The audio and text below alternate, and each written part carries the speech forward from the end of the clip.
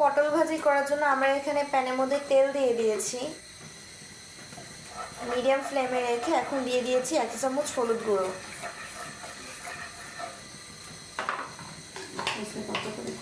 এখন একে একে পটলগুলো দিয়ে দিচ্ছি।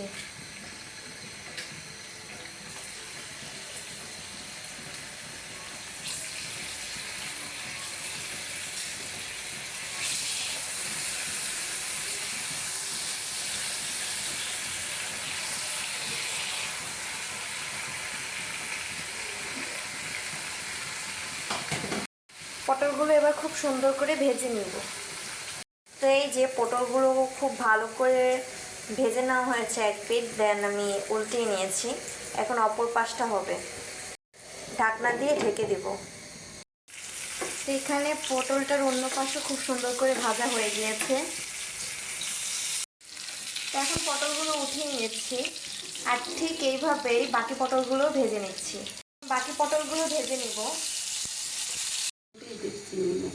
এবার দিয়ে দিব চিংড়ি মাছ। চিংড়িগুলোকে ভালো করে ভেজে নিব, খুব ভালো করে ভেজে নিতে হবে।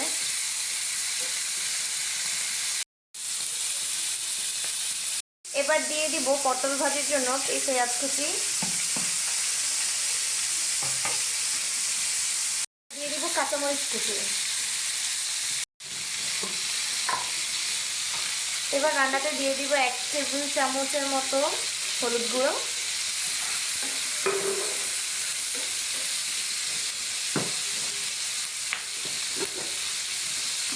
আর একটুখানি আদা রসুন বাটা।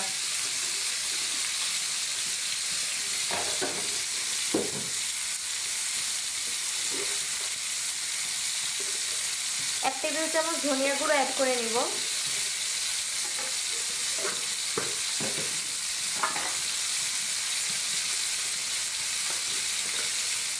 আর দিয়ে দেবো একটুখানি মরিচ। মরিচটা আপনারা যতটুকু মানে খেতে পারবেন নিজেদের স্বাদ অনুযায়ী দিয়ে নেবেন।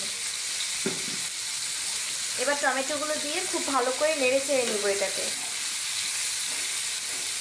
মা খুব ভালো করে সব কিছুকে মিক্স করে নিচ্ছে।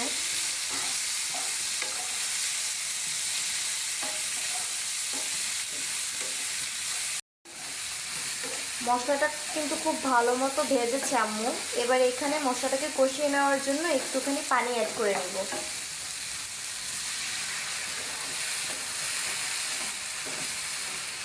পানি একদমই অল্প দিবেন, যেহেতু এটা ভুনা রান্না করতেছে। আর পানি খুব বেশিও দিবেন না, আবার কমও দিবেন না। এবার ঢাকা নিয়ে এটাকে কতক্ষণ কষাতে দিয়ে দিব। তো মশলাটা খুব ভালো মতন মা কষিয়ে ফেলেছে। এখন মশলাটাকে একটু নাড়া নিয়ে আমরা পটলটা দিয়ে দিব।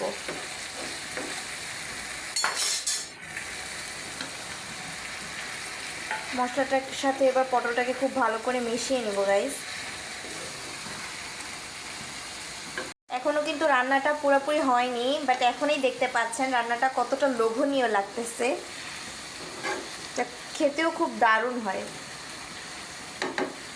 ধারি অল্প একটু পানি অ্যাড করে নিচ্ছে। এবার ঢাকা দিয়ে এটাকে কতক্ষণ রেখে দিব, আর একটু কুক করে নিব এটাকে। এবার ঢাকা দিয়ে রাখবো কুক হওয়া পর্যন্ত।